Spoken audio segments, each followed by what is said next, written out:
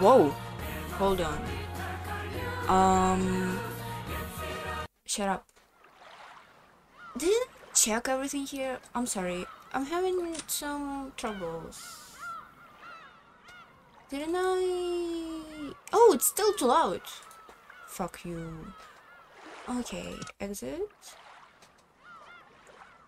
For some reason, I don't have my Twitch chat on my OBS window, and I can't see. How can I bring it back?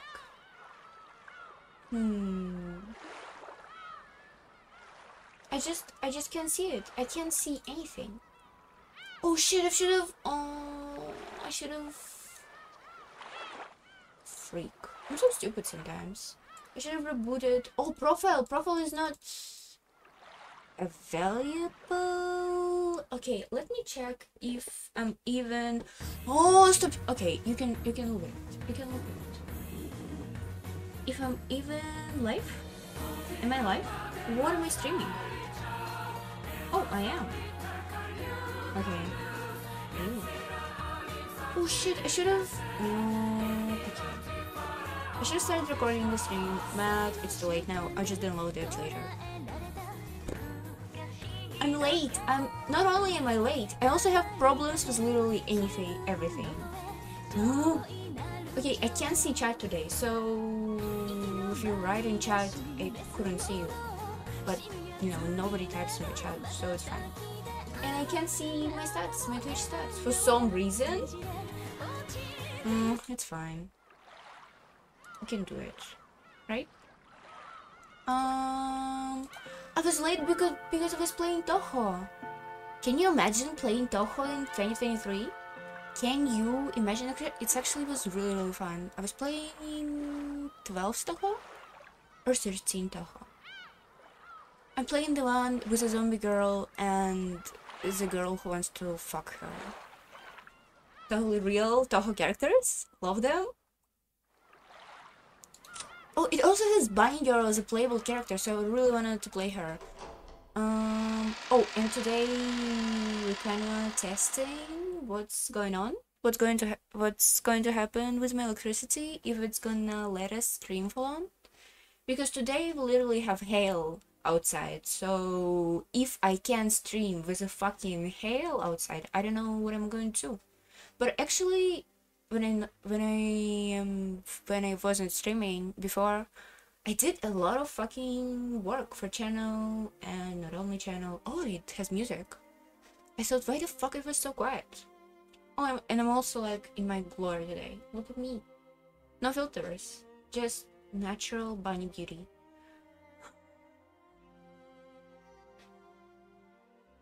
I love myself. I'm so cute.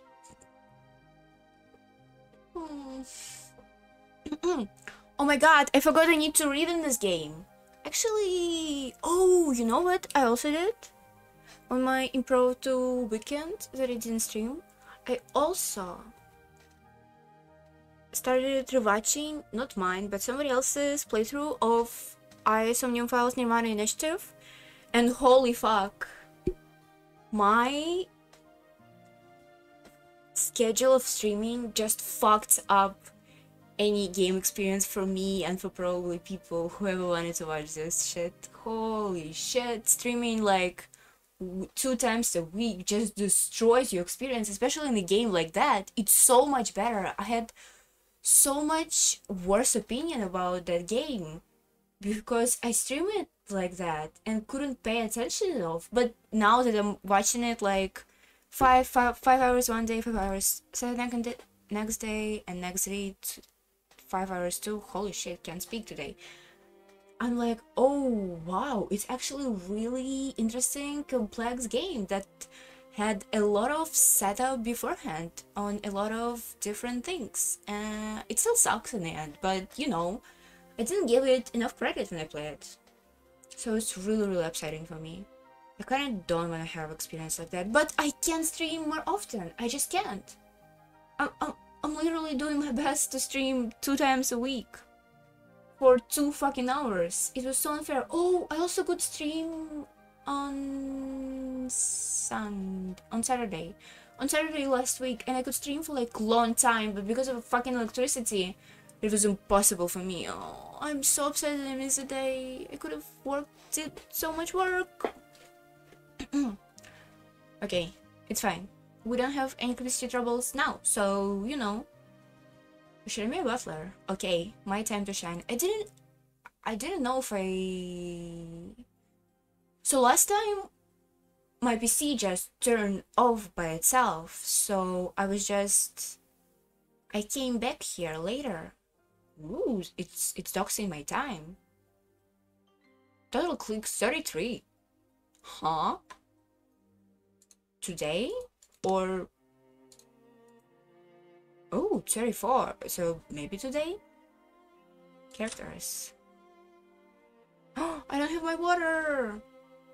Hold on, let me go take my water. I'm gonna be quick. Ouch!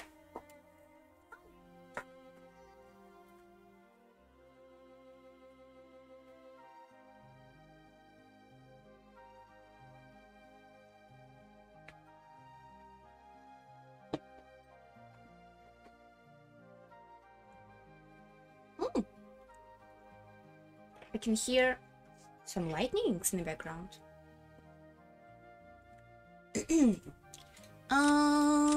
Do I need to know what happened? Here is Ushiramiya family, and they came back to their mansion on Rokujima Island, and now they have like family gathering, and that's it. Here's Ushiramiya butler. He wasn't on a family gathering in like 5 years because of... I don't know why actually, because of whoever boss of his grandparents passed away, and he has now returned to Ushiramiya family to against his... Oh, he turned against his father 6 years ago when he married a second wife immediately after Asumu passed out. That's his mother. He went to live with his grandparents on his mother's side, however both of his grandparents passed away. Oh. How old is he? Why didn't they write their age? Maria is like 12, right? And Butler is like 18, 19? So Butler come back after 6 years, and that's it. Maria. Great outfit, actually. It's kind of good. It's kind of bad, but at the same time, it's kind of good. It's a good outfit. Okay. I'm so ready to read, or not. Can we stall a little bit more? Do I have anything? Oh, you know which game I finished also? I finished it last week. I played Pentiment. Pentiment is such a good game. Holy shit, this game like is amazing. I was so upset because of some games that I played before. I really disliked Fear and Hunger, and I really disliked the games that we played before on stream. File Frame, Maiden of a Blackwater. I really dislike those games. And after them, I played Pentiment, and now I believe in video games again. I believe in them. And I'm also playing umineko, so, you know, it's gonna be great. Why am I speaking and my volume quality is so low? Okay, I need to speak directly into my fucking mic. Hold on. Let me adjust it a little bit. Nah.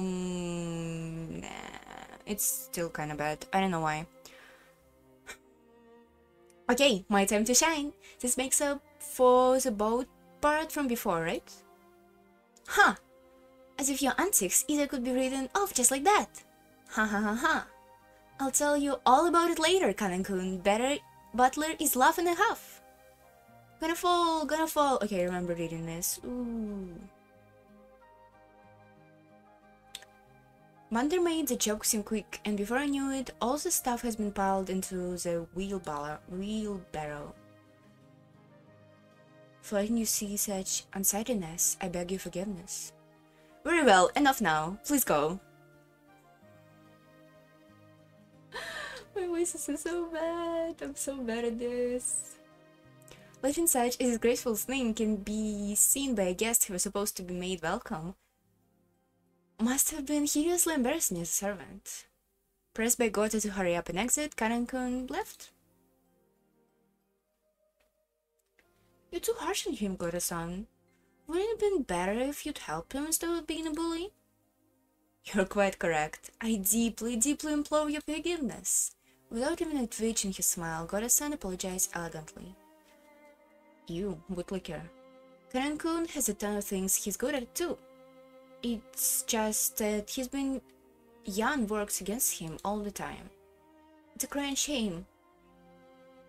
How having Yan servant like that is legal, excuse me?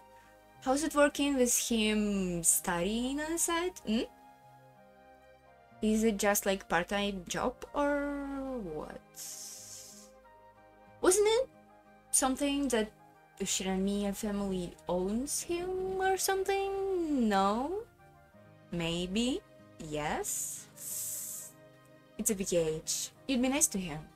Keep a tight lip is just what you want in a servant, right, Kumawasa-san? Kumasawa-san, Kumasawa-san. Oh, Rudolph-sama, you truly are harsh. There is no servant as silent as I, of course.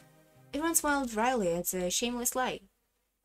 Even she herself didn't believe that, not in her wildest dreams. In my vivid dreams. I can still see that down. Okay, I'm sorry. She said that to loosen it all up. Yeah, that's the kind of character Kumasawa-bachan used to be. The mood that would stiffen a little has cleared up in twinkling thanks to Kumasawa-san's cheerful smile, isn't it? Wouldn't it be better to pronounce if she was Kumawasa-san? Why do I want to say Kumawasa? Insane. I'd like to put it down, the luggage soon. Ora-san, how will we split up for our rooms? It shall be the same as last year. I shall guide you. Please, this way. We headed towards a trim and elegant guest house. This was going to be our temporary quarters for the night. Why am I? I'm sorry. ... Karan watched over the hedge as the guests all entered the guest house. Then he let his eyes fall on those heavy sacks of fertilizer piled up in a wheelbarrow. In his mind, he kept going over his previous mistake. Butler, big and strong, had picked up the sacks in front of him, the sacks he couldn't lift himself as if they were feathers. It was extremely difficult for an outside observer to guess what emotions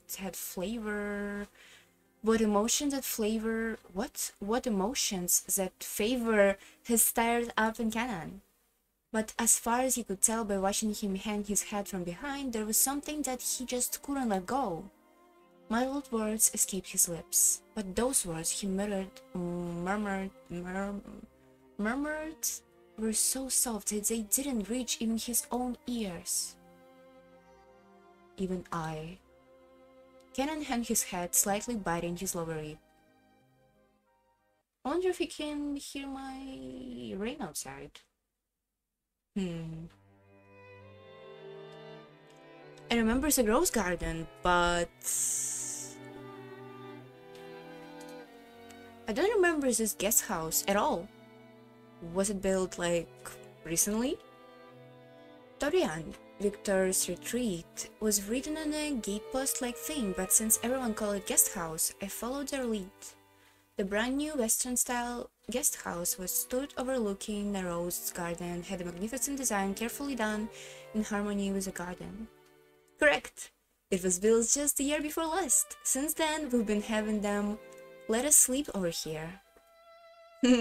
Yeah, cause people seem to like this place more than the junkyard mansion we had forever. I wish my room was over here. I want one too. Want one too! I guess you could call my house upper class as well, but I was reminded again how completely ordinary it was compared to the guest house. It showed a shocking display of revels that say would build this kind of awesome guest house for guests who come over like once a year. Okay, rain becoming more nice too. Let me close the window.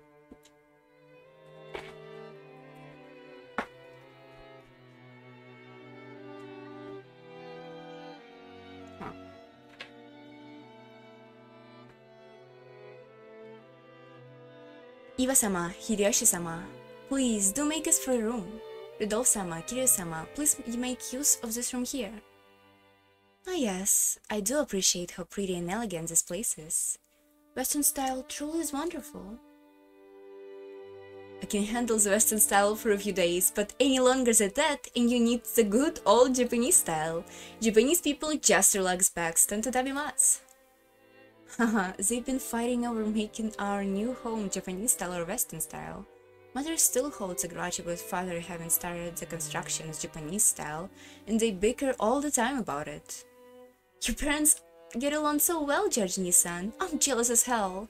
Mine are so frosty. And yet, they're right with each other when it comes to my grades. All the rooms seem to be two-person. I was grateful because I wasn't gonna be forced to share the same room with the old bastard for some bullshit reason like being family. Besides, I figured those two wouldn't be able to enjoy themselves with some like me around. Ihihi. Why? What's this creepy smile about? You were thinking about something dirty, aren't you? Hehehe, something dirty? Of course not. Please, enjoy your stay. Would they really fuck in a house full of people around them?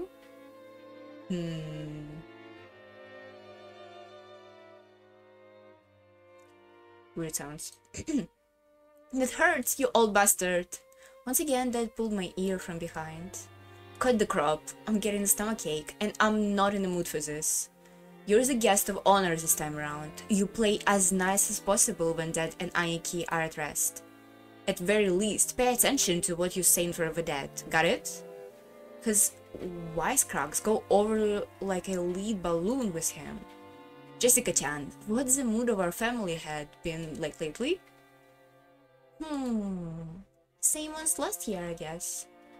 Considering they keep saying he's got 3 months left, he is as lively, grumpy, and irritable.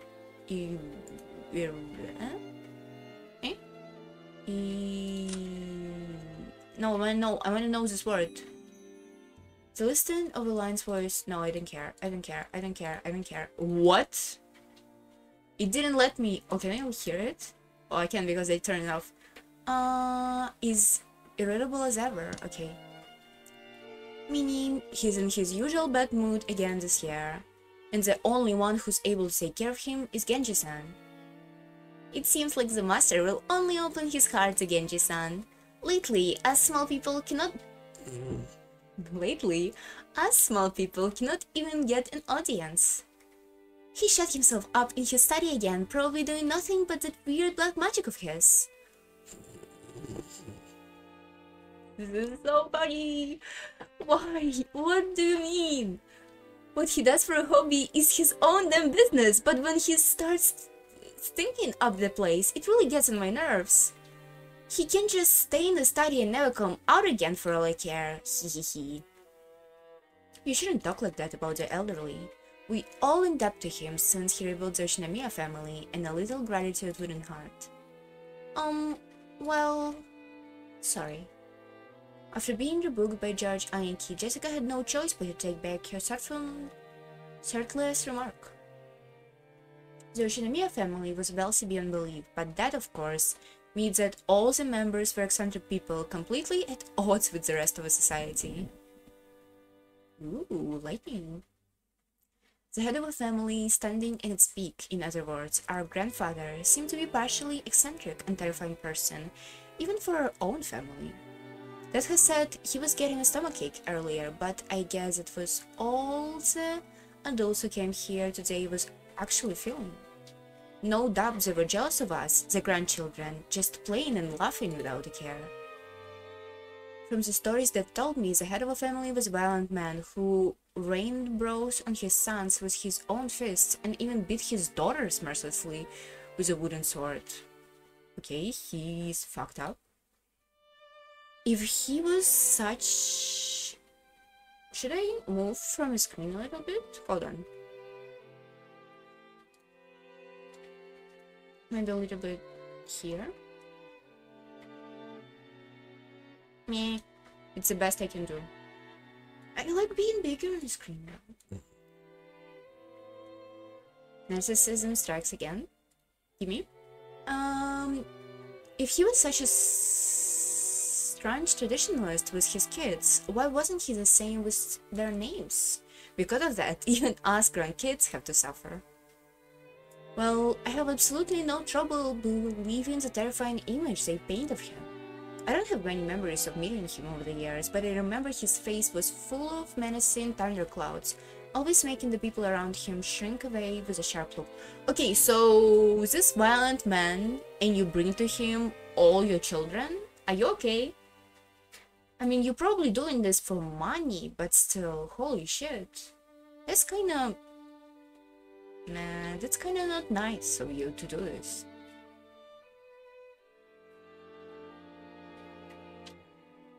They really do need his fucking family fortune, isn't it? Oh, it's not rain, it's hail now. I can hear the small ice cubes just dropping over my windows. Not nice. Kinda scary. Hail is scary. Can you imagine having fucking hail at summer? Insane. Insane. I don't have many memories of meeting him over the years, but I remember his face was full of menacing thunderclouds, always making the people around him shrink away with a sharp look. I remember that the room's atmosphere got so tense whenever he was around, you couldn't even breathe. What my dad said right now about me being a guest of honor now carries a little more oomph for me. Yeah, it also... Butler really doesn't have any cares, right? His only care about all of this is that... Oh, I mean not cares, I mean like grudges. The only grudge against his granddad is that he named him wrong.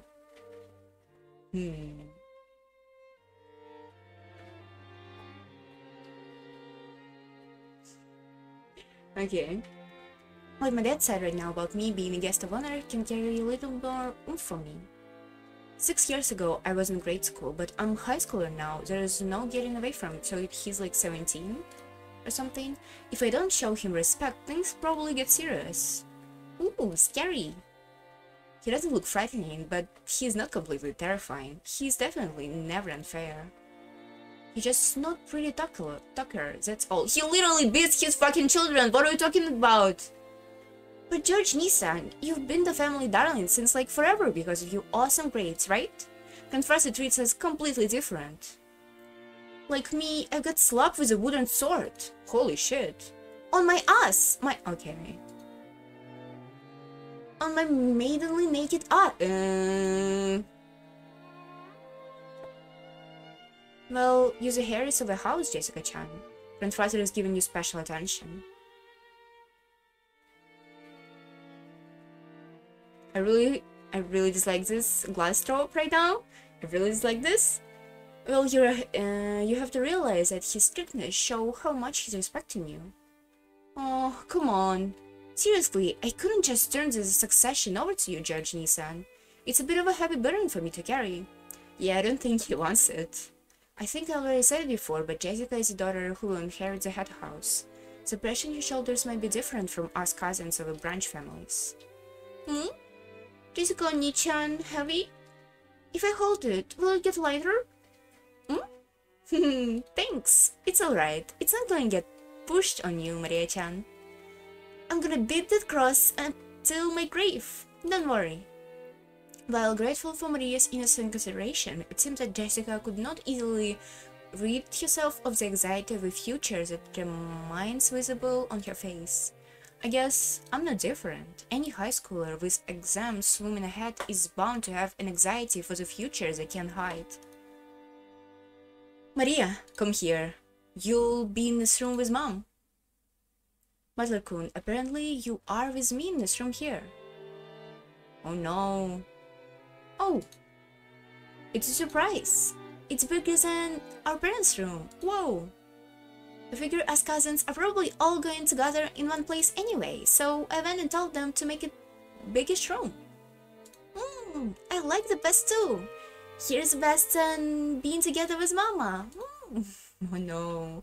Okay, you like it here better too, Maria? Alright, this room is George and mine, but we'll give you special permission to come in. Keep it a secret from your mom, alright? Secret! Your mother, Aunt Rosa, was right being here, but Maria still answered. Hold on. You know what we should do? We should hear how they say Maria's. Ooh, what the fuck even is this? Is she gonna say it here?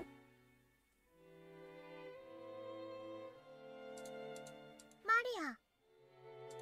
Maria. Maria. She just says Maria. Excuse me? Give me locks, please.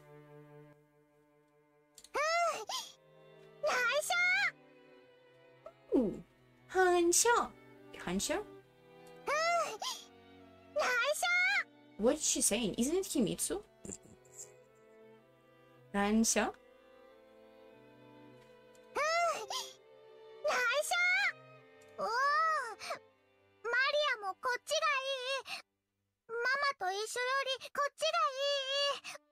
Oh. Huh. Your Japanese is really simple. Okay. Okay. I get it. Let me turn voices again.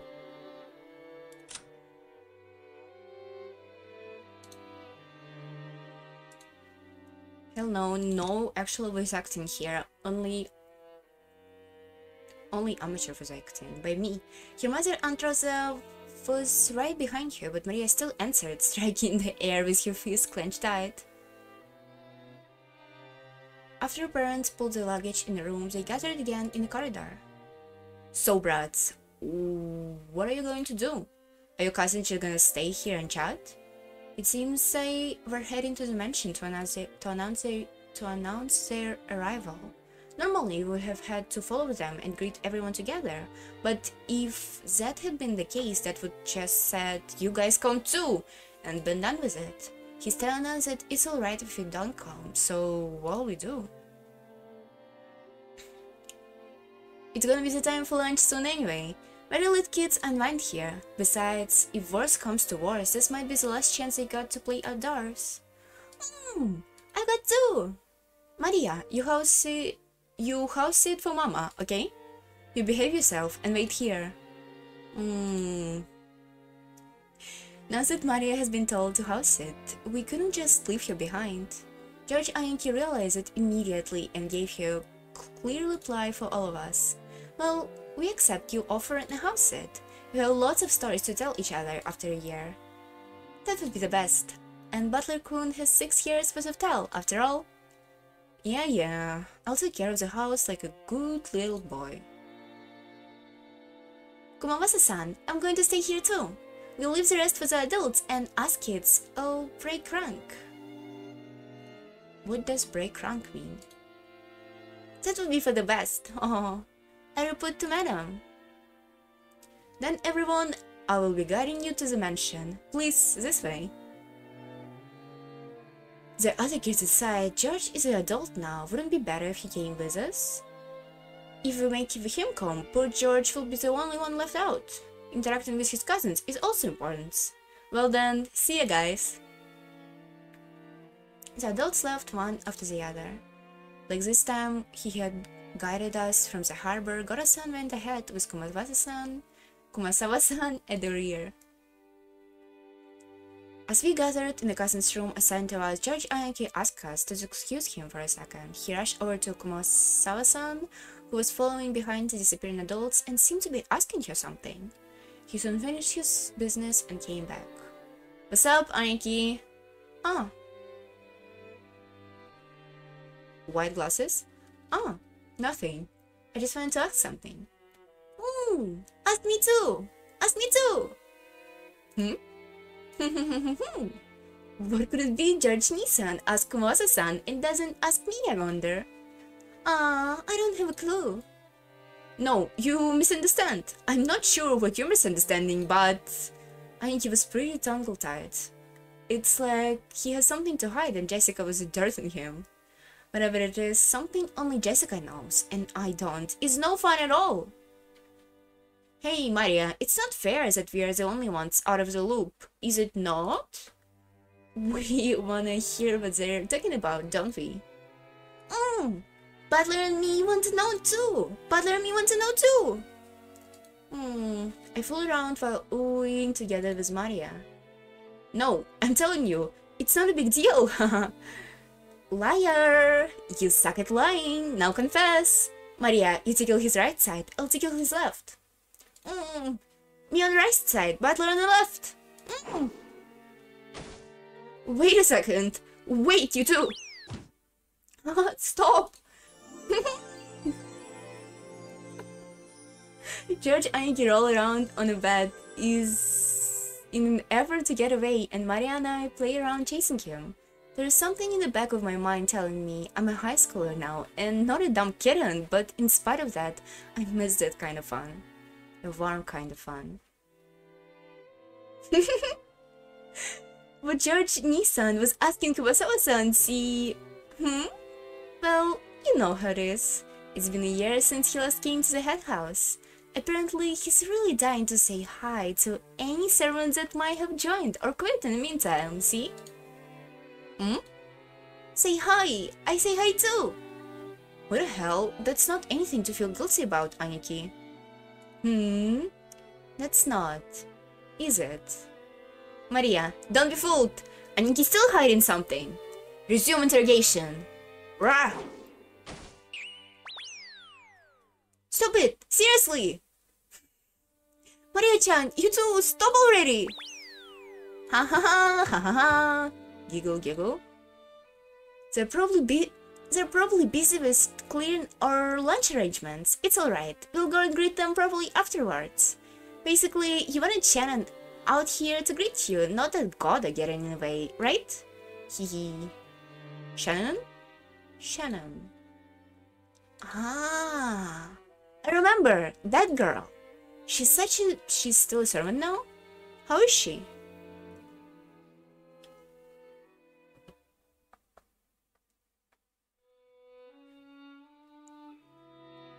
Steady pace. Are we going to the grandpa's? By the way, Natsumi-san.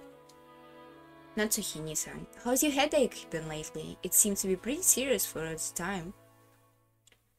I've been much... Who?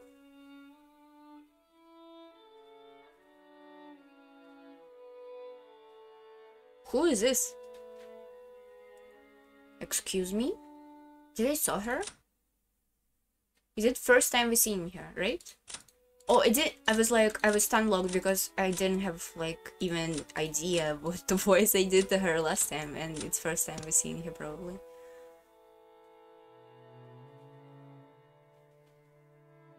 Wait, is it her that I think is a bitch? Who is who one of the mother character is like huge bitch? Huh. But I forgot which one.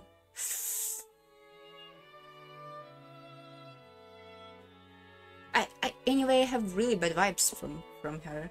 Something is wrong here. I have been much better lately. Thanks for your concern. Oh right, here. A present for you, Natsumi-san. Thank you once again. I'm always receiving gifts from you. Is this black tea? It's a herb tea with peppermint and lemon balm. It's a blend from a famous store and it's supposed to be good for headaches. I thought it might help you too. Rosa was always I can't read this word. Rosa was always a thoughtful woman? Probably because she was the youngest of 4 and by quite some distance, she managed to grow up without harboring the venomosity of her siblings. Her consideration made Natsuhi soften her expression for just a moment, but it wasn't enough to undo the many years of anxiety that had cuddled her expression into the blunt indifference. Oh yeah, you always saying you get those headaches. Pull yourself together. Oh, you have headaches? Pull yourself together. Just... What the fuck? Eva. Eva, what the fuck? Jessica-chan will help your exams this year, won't she? Isn't that a turning point in your life? How can she count on your mother like that? Besides, Nasuhi-san, you're 3 years younger than me. Can you pull yourself together? Okay, Eva is a bitch.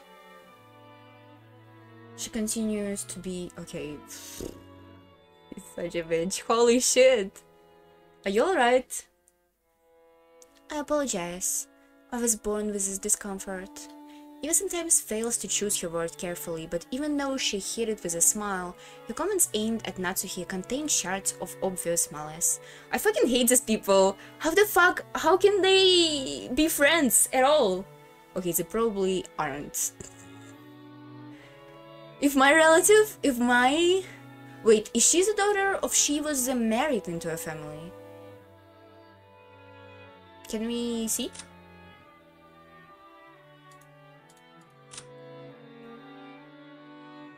Kraus and Natsuhi's daughter. No, Kraus is a son, right?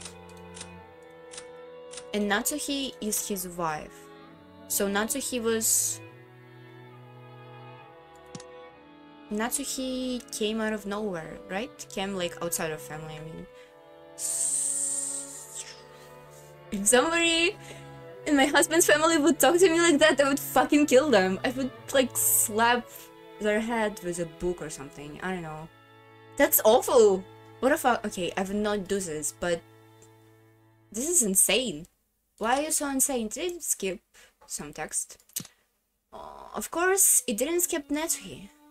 She frantically contained her urge to grimace, and I pretended to ignore Eva. This is really pained expression.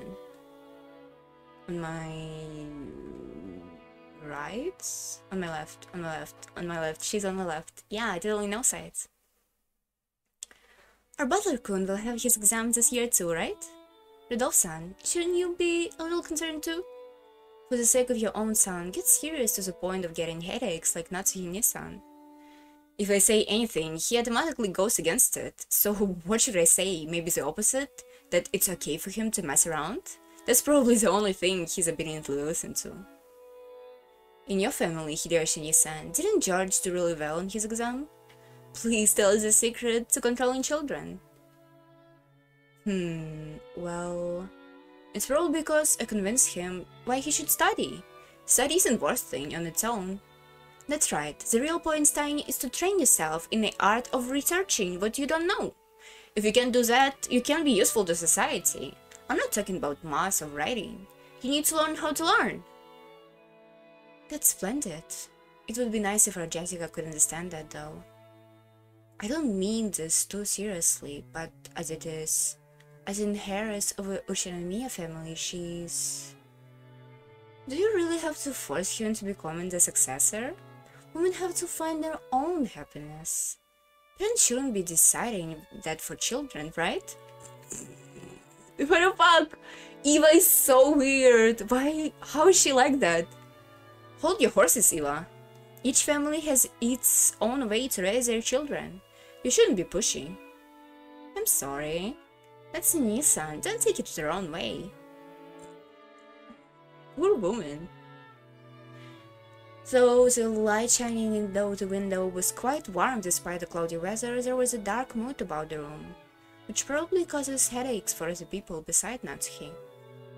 As if to brush away the mood, Kiryu brightly made a suggestion to all present.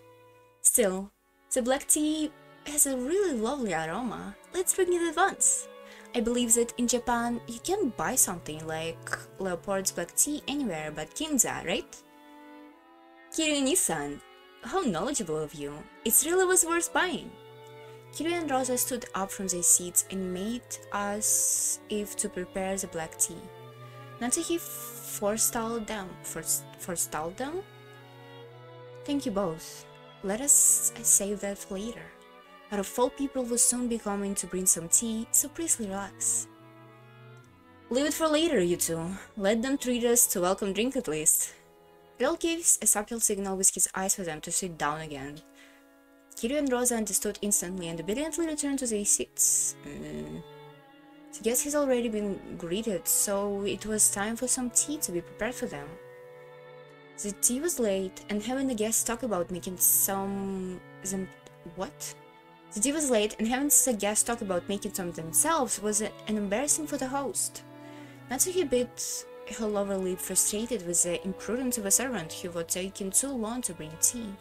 Seeing her face, Eva, without hesitation, started to giggle. Holy shit, Eva, chill! Of course, Shannon had no way of knowing that was taking place in the parlor. As she came in pushing dish cart full with teacups, Natsuki gave her a pained look for no apparent reason, and Shannon couldn't help but flinch without knowing what she'd done wrong. Excuse me. I shall prepare some tea for you. Oh, Shannon-chan, it's been a while. You keep getting prettier every time I see you. I like Shannon. Oh, thanks. Leave the chat info after you set the table. The tea will get cold. I apologize, madam. She apologizing like a small frightened animal, and bumping against the serving cart made a jarring racket that she dropped several teaspoons. Her clumsiness made Natsuki's expression even harsher, which made Shannon in turn quail even more. It's alright, Natsuki-san. What does a single greeting matter? We already been made to wait for so long, the tea must be quite cold already. Hehehe. It's alright. It's not cold yet, so... Shannon, finish setting the table quickly. I'm sorry, madam. It was obvious that Natsuki was getting irritated. The imprude that delayed the tea, the clumsiness of a servant, everything pointed to the incompetence of Natsuki everyday's guidance, making her lose face. Fucking rich people problems, holy shit. As a person in charge of matters of the Oshinomiya head house, allowing that clumsiness to be exposed today of all days was surely nothing less than total humiliation. Lay off, Natsuki-san. Don't you think it's a little harsh to bully Shannon-chan when she's trying her best? I'm not bullying anyone. What a nice smell. May I ask the brand of this tea? I'm terribly sorry. I'll find out for you later. Kiryu had tried to be nice to her, waiting to cut through the tense mood. However, instead, Shannon was shown a disgraceful display, darkening Natsuki's face and the room's mood. No! By the point, Eva's giggles were loud enough to be heard by everyone in the room. What's this? Shannon-chan, don't you even know what you're pouring us? Come now, this mustn't sound something so suspicious to guess, because she didn't...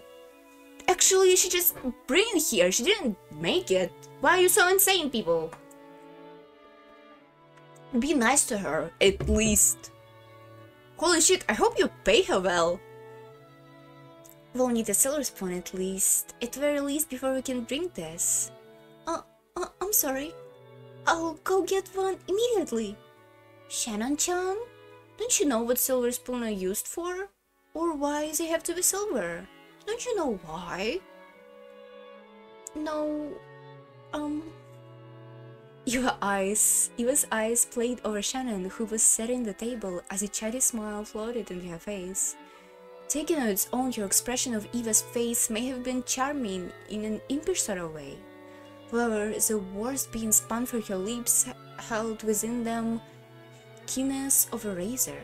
Shannon tried with all her might to avoid Eva's gaze, which continued to focus on her. Grasping that Shannon was hard-pressed for an answer, Rosa promptly gave her some timely help. They say that silver dims if it is touched by poison. Giggle. You learned something, right, Shan-chan? The tea has been treated and undrinkable unless it could be first be tasted for poison. In Natsuki's eyes, this was an insult both to the tea and herself for serving it. Rodolphe, laughing flabbingly, butted Eva. Holy shit, they're all assholes! Huh. I wonder why fucking Witch gonna come for them all. Haha, you don't need any silver cutlery. With just one lick of your poisonous tongue, even that silver plate will go pitch black. Normal? Normal insult? I get to hear that poison tongue every day, so I must be poison proof by now. Eva, I don't want you doing it to me, but you gotta tone it down, smiling for a poor soul without resistance. Hiroshi seems like a nice guy, so far. But if you remember, he was kinda dickish too. All of these people are really bad people, in my opinion, so far. And from my memories of the first chapter. My, how cruel. I only served Sanan-chan and bit of information about the tea, didn't I? Everyone followed the lead set by Hideyoshi's horse love and smiled, though sorely. They reminded a single expression to this in Natsuhi, but even so, for the time being, the conversation inside the parlor could not be mistaken for a lively and friendly chat. As Shannon finally finished setting the tea table and made to leave, Kiryu apologized to her in a low voice for not being able to help. Shannon gave a light bow and made a harshly retreat. Are we following? Oh yeah, we do. Shannon cast her eyes downwards, putting the car down the corridor.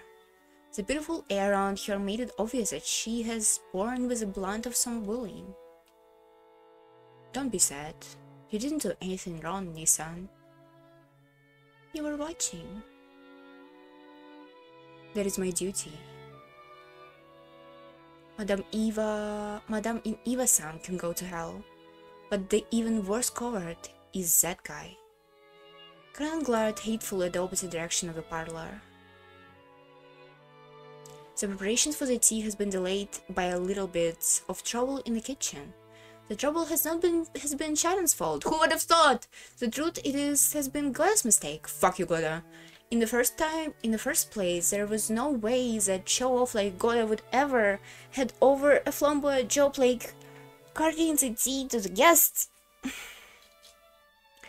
He had needed to make the tea all over again, which had made him late. How the fuck did you fucked up tea, Goda?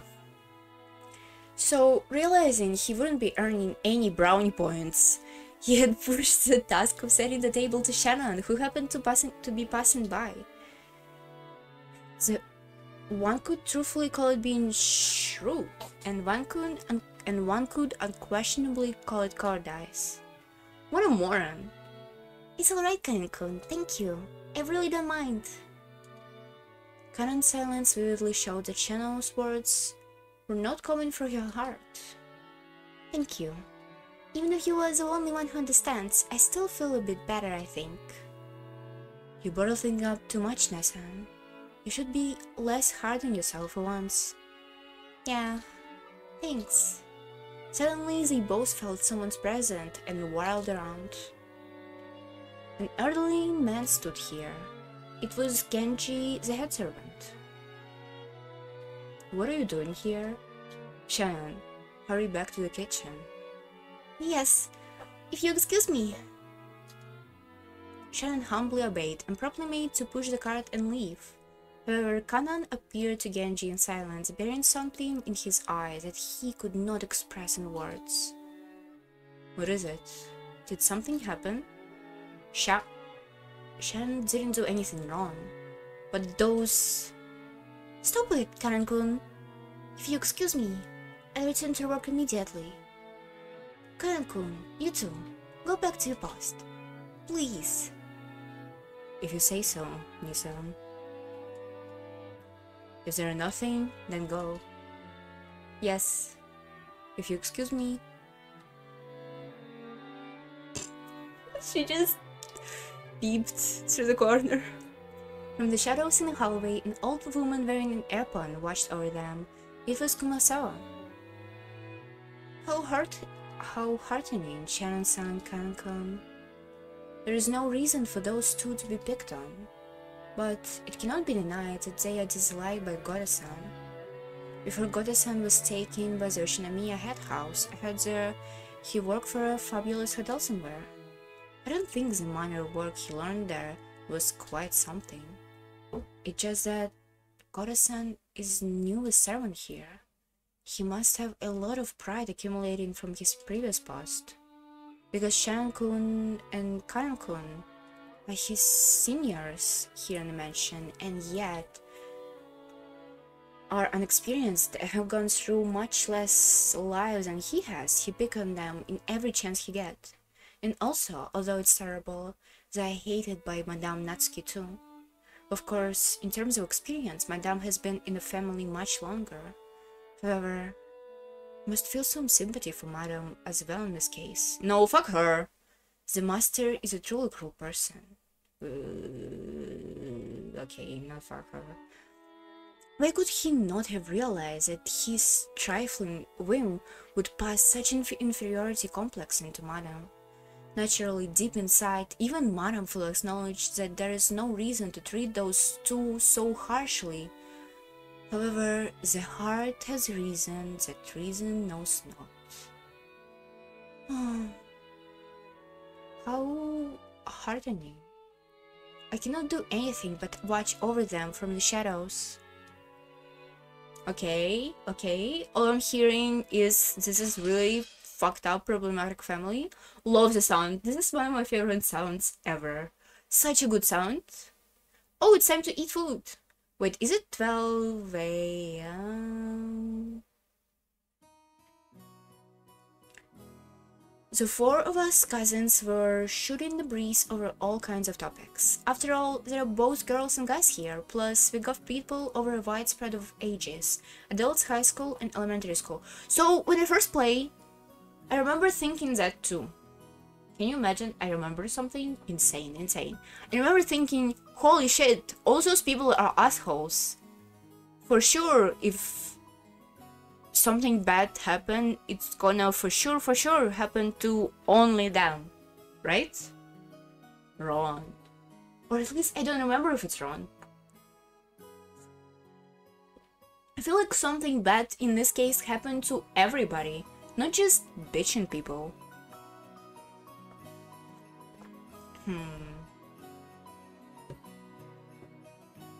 After all, there are both girls and guys here, plus we've got people over a wide spread of ages, adult, high school, and elementary school. All each of us had to do was talk about ourselves, and it would be of great interest to the other three. I think I'm finally getting used to all this. I mean, Jessica and Maria, you both grown more than I could ever imagine over the past 6 years. So, to be honest...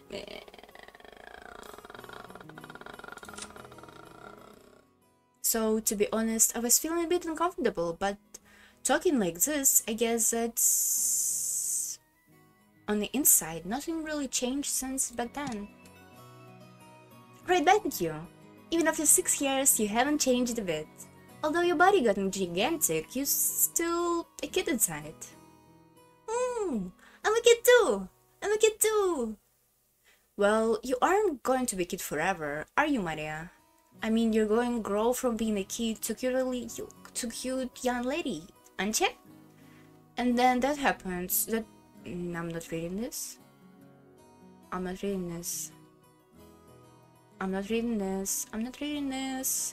No, Maria-chan! You can't make that kind of promise. That's bad. Bad. I keep my promises. Always keep them. This was really bad. Maria, you're really earnest, good girl. The guy who'll marry gonna be really lucky. So far, kinda hate Maria. But I know she's gonna be better. She's gonna do so much better. Just, don't try to smooch over the topic with the promise intact. Maria, that promise never happened. Never! Promise cancelled? I realize now, it really didn't feel like a proper gathering of cousins without Butler-kun in our group, didn't it? These 6 years have been kinda lonely. That's true. We weren't able to goof off like this. Still, we did have some pretty constructive conversations, don't you think? Stuff about preparing for a future, exams taking, or finding jobs. Oh, I'm sorry. Now that I'm here, there's just gonna be stupid babbling. But I'm having fun this year. That's true. I agree, this year is the most fun. Maria's sincere words probably spoke for everyone. When George Aniki stroked Maria's head, she giggled like a happy kitten.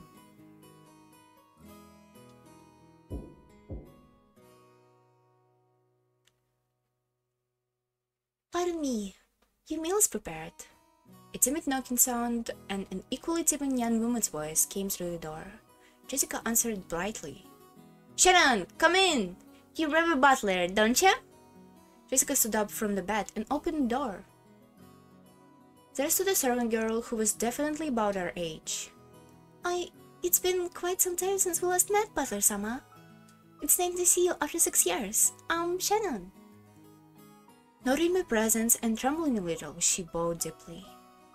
Whoa! Jessica had me surprised, but Shannon-chan, you shocked me just as I swear to God. I swear to God! Don't talk about boobs, stop! Okay.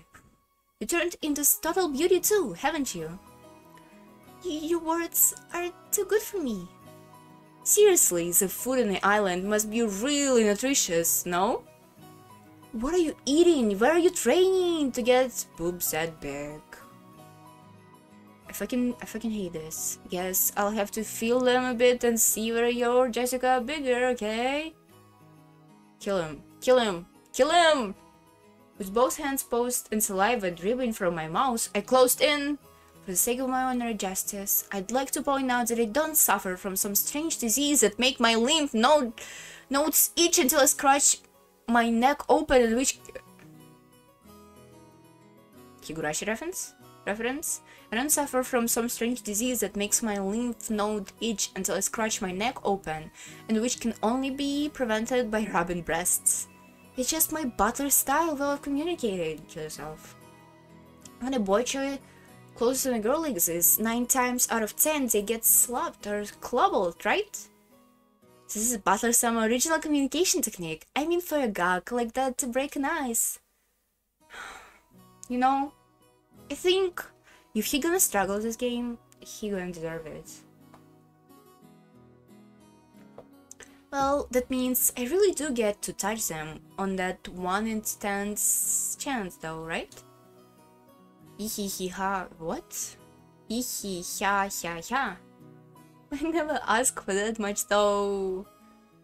Oh no! But now my hands were less than a centimeter away from Shannon's chest, but the counter-strike had yet to come. Kill him! Kill him! Destroy him! She understood that what was going on, and she was blushing and had her head lowered in embarrassment. But she was just standing here with both hands politely joined in front of her, not even trying to resist or cover her breasts. What the fuck? Somebody else interfere! Come on! Whoa, I wasn't planning on this. Excuse me? Please, hit me now. At this rate, I'm seriously gonna touch them. Good. Good sound. Which is why I was glad that Jessica chose the time to drive your elbow into the back of my head. What even is this? What even is this? Oh, Jessica, thank you. What the hell are you thinking me? Hmm? No, my bad, Shannon-chan. Looks like I got a little bit too absorbed in your hypnotic chest. No, more to the point, when someone gets that close, they clearly got criminal intentions. Seriously, you gotta resist. But... You're an exalted guest, Butler-sama.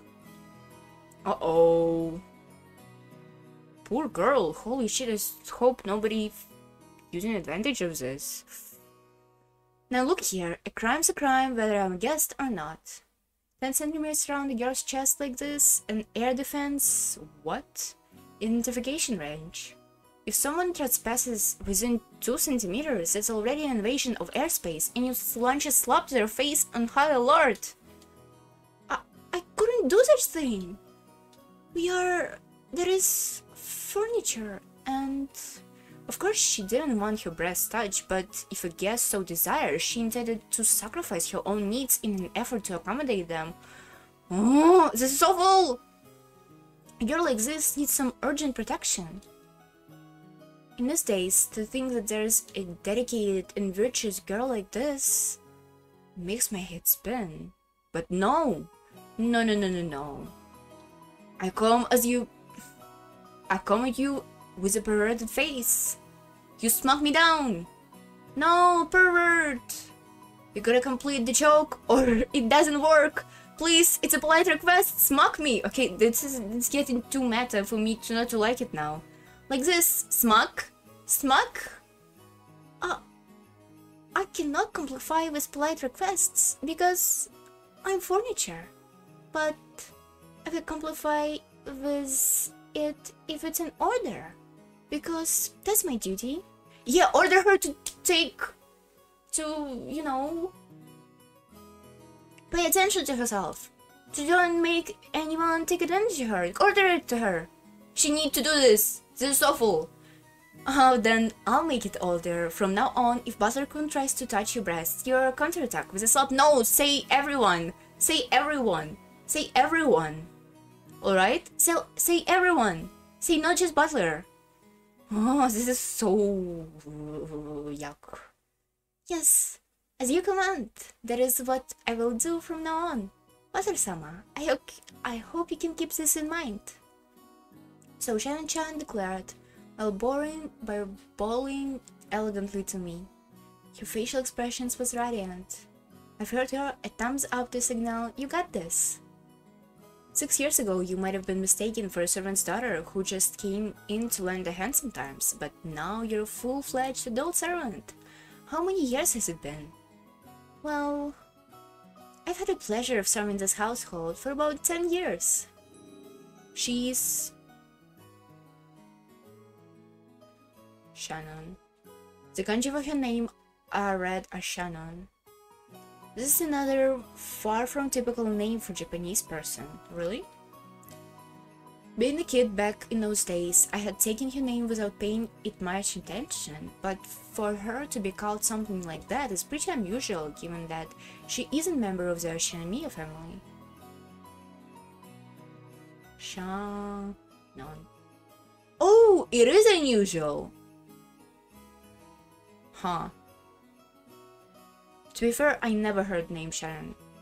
Maybe like... Yeah, I never heard it, so is it actually Western? Okay. Maybe it's like a servant professional name or something. Who is she? A Twitch streamer? What is this? If so, I can kind of understand why Kanako name sounds the way it does too. She's a long-term servant who served here since she was 6.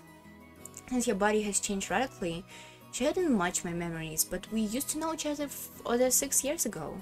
It looked like she was just as shy as she had been in the past, but I've got to sense that she became imbued with a charm befitting a girl her age. Especially, yeah. That kid we just met earlier, Kanan-kun, is your little brother. He's not exactly my little brother. Still, he loves me like a big sister. He didn't cause you any trouble, didn't he? Huh. He's the same as always. It's such a shame that he doesn't act just a little bit more sociable. It seems Karan-kun has caused trouble. I apologize. He didn't cause any trouble at all.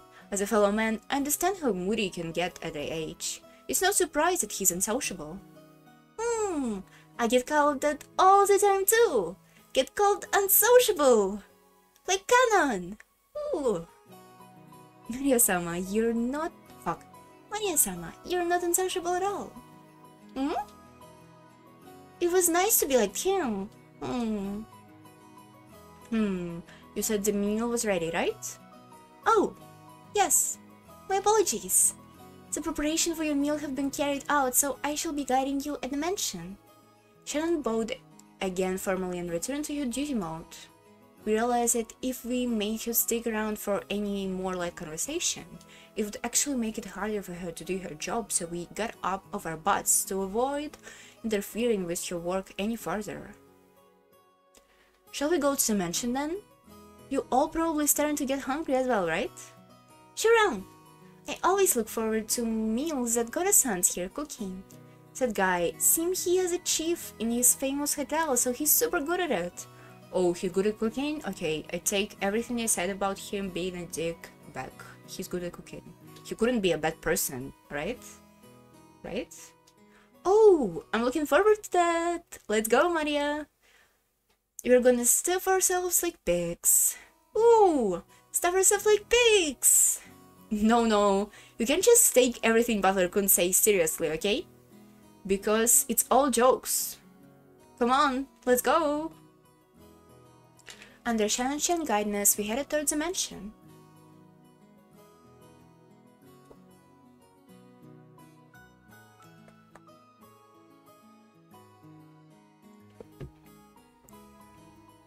And once again, by a magnificent rose garden, we continued onwards as it came into view, the imposing mansion of the Oshinamiya main family. It has apparently been built shortly after the war, so you could feel the dignity of almost half-century hanging about it.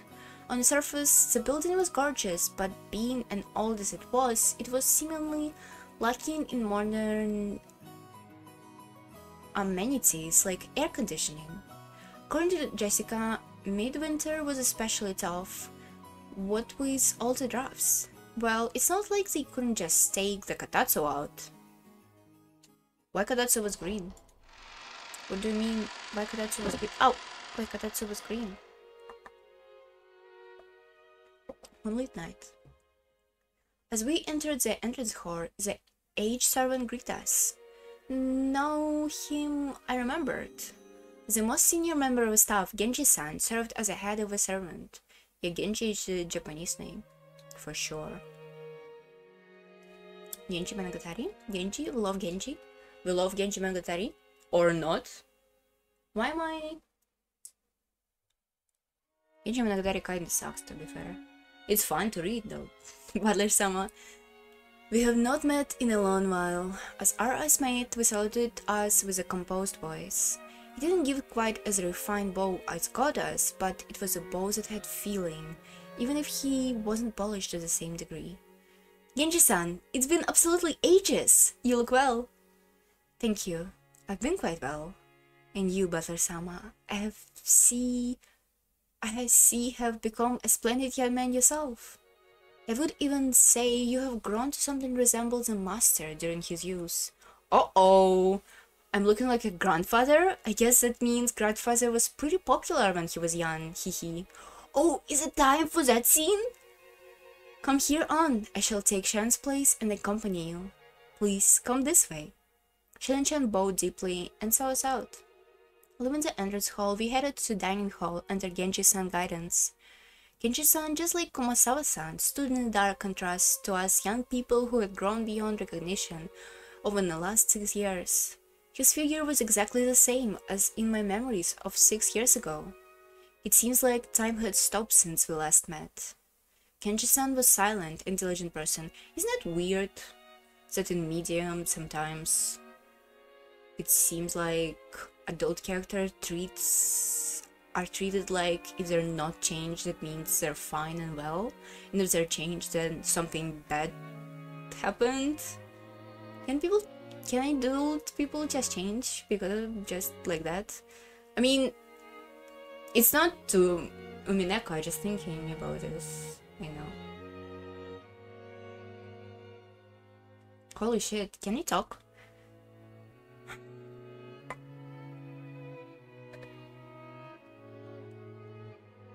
Ninja-san was a silent... Sorry. Ninja-san was a silent, intelligent person. He was like grandfather's close ally or caregiver. In fact, you can even go so far as to say he was grandfather's right-hand man. Actually, it seems that he was by grandfather's side more than my late grandmother was. According to Jessica, grandfather trusts him more than any of his blood relatives. But I wonder how long he served. I've never asked for details, but I think I've heard he's been here since the beginning, when the mansion was constructed. That is to say, he's dedicated half of his life to serving here. No wonder grandfather trusts him. As we cut through open ceiling half hall behind Genji-san, I found something I had no memory of from 6 years ago. Let's go! Ooh! Turnberg Lily. Yay! It's her! I'm so happy! Look at her! I love this portrait. I love it so much. It's so good. It's so iconic. Ah, she's so cool. Perfect woman. It was awfully big portrait hung right here in front of the stairs that rose to the second floor.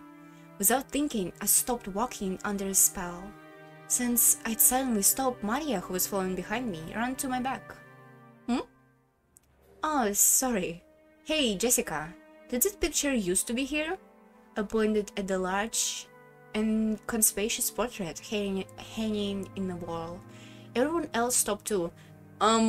Is she actually your grandmother or something? No? Maybe? Oh, right. When you last came here, that hasn't been hand yet, hadn't it? When was it again? I think, if my memory doesn't... Sorry. I'm accidentally pressing space too much times. Fuck! I think, if my memory doesn't fail me, it was around the year before last. Year before last, so like 2 years ago? You're correct. In April of this year before last. Why are you saying it like this? Why can you say 2 years ago? The master had this paint... It is 2 years ago, right? I'm not misunderstanding this? I hope I don't. The master had this painting on a display which he had instructed an artist to paint for him sometime prior. Grandfather did that, so he went out of his way to have it drawn. The portrait depicted a woman in an elegant dress who gave off a sense of refinement and who seemed to suit the western style of his mansion. I couldn't have guessed her age, but the sharpness and obvious strength of will in her eyes gave me the impression of youth. It doesn't actually look like any Victorian era western shit. It looks like anime take on Victorian era, and not the good one even. But still, I like it. I like it. I like it. It's not a rock in our garden. I like it, but it just seems nothing like, you know, Victorian era slash... How the fuck this era called with the course? Is it Victorian era?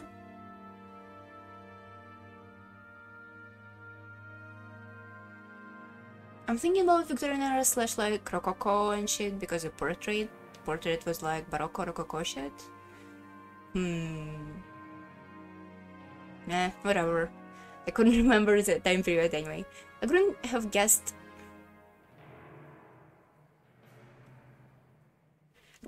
her age, but the sharpness and obvious strength of will in her eyes give me the impression of youth. It was different feeling than the composed mood of a middle-aged woman that are often in famous pictures. If this woman had normally black hair, I might have thought it was a portrait of my long-deceased grandmother in her prime. However, the woman in the portrait was beautiful golden hair and didn't look Japanese at all.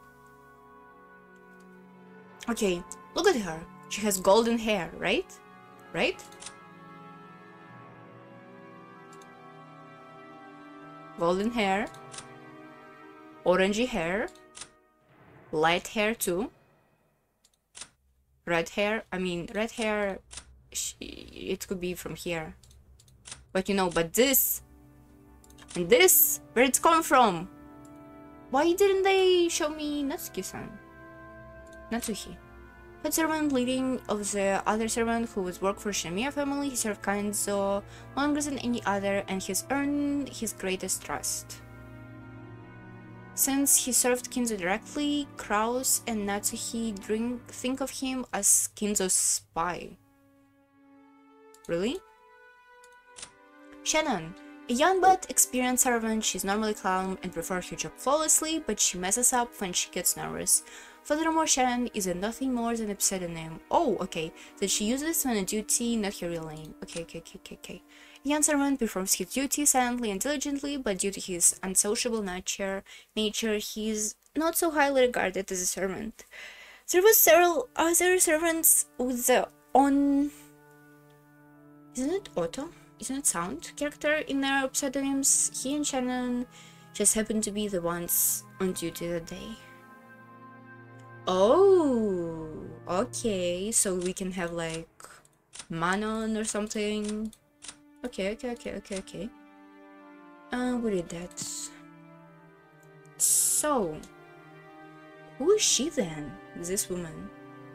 Although trying to show off her knowledge, Maria answered the simple question with authority. I know. Beatrice. What? Beatrice. She's a witch. Didn't you even heard about her long ago? The witch? You mean of this island? I think I already said this, but Rakijima is a small island that's only about 10 kilometers around. However, considering that only the Yoshinomiya family lives here, it's quite large. Is this island a place where some metals could be gained, or like oil or some shit like that? No, right? Or considering that only the Yoshinomiya family lives here, that's quite large. So only harbor and the site around the mansion were set up to be lived in. Beyond that, the island remains as untouched as it was when still uninhabited. For how long are you living here? Doesn't suggest how dangerous and vast an empty forest with no lamplights, thorns, or people passing through it all actually is. You need to shift your urban assumptions a little. You see, if by any chance you fell down in a hole in the depths of a forest and sprained your ankle, cry a scream, no one will come save you, would they? You mean nobody would be near, but they will come and save you probably eventually, right? Again. If it then got dark, the forest where there are no streetlight would become enshrouded in complete darkness. Sorry for that. Also, since there's obviously aren't any guideposts here, it's easy to get lost and lose your sense of direction in a dark forest. Nowadays, most people see a forest as a peaceful place, but to the people of bygone eras, before the light of civilization drove out at night, forests were like oceans in a land, geographically separating our culture from another. Is it wise not to put here some radio post? Some radio, I don't know how to say it, radio high thingy? Radio height? To have connection to the phone? I mean, you probably have phone with like a wire or something.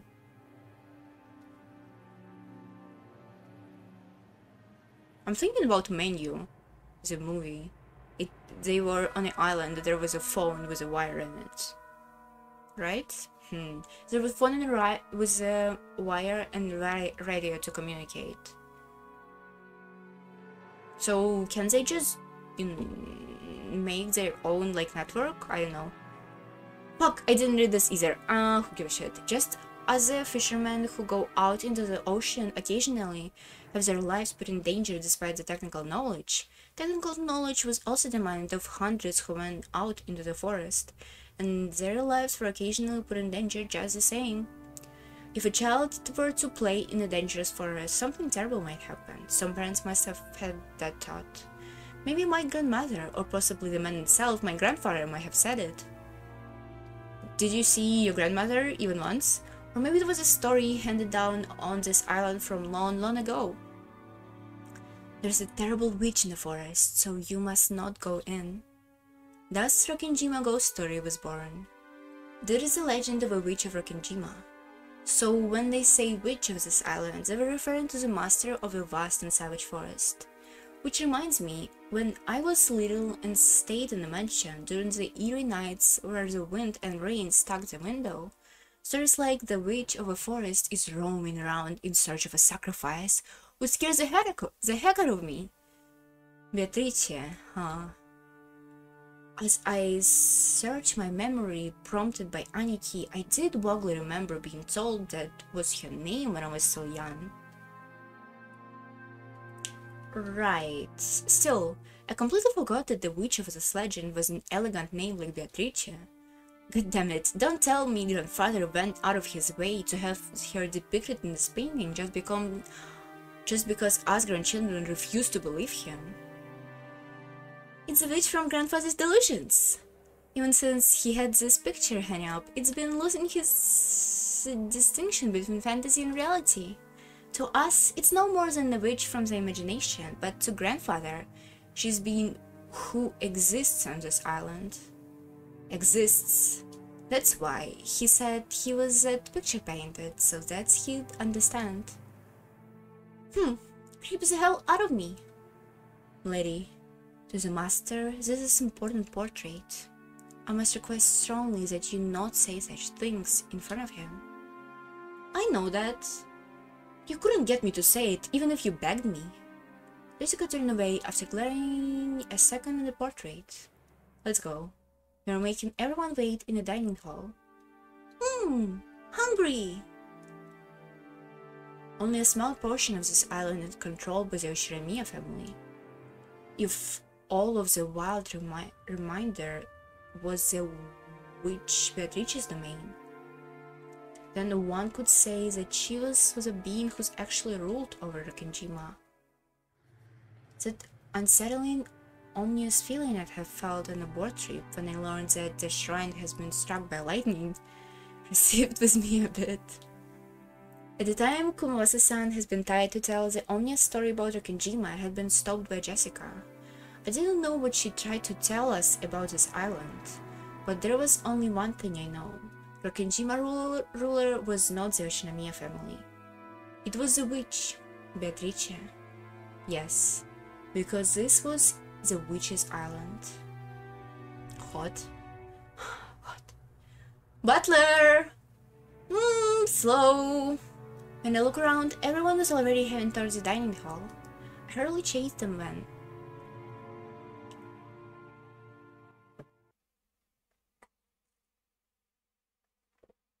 We walked up to the huge double doors that led to the dining hall. Genji-san knocked. Why did you knocked? To the... Okay, who cares? I have brought the children, if you excuse me. The door was open and we were invited inside.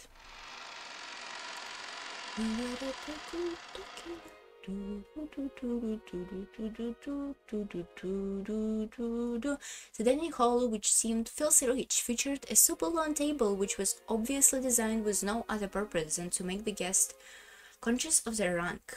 And our parents were already seated at it, in accordance with that ordering. You're late, brats. Holy shit, I can read now! Hurry up and take your seats. The old bastards pressed us to sit.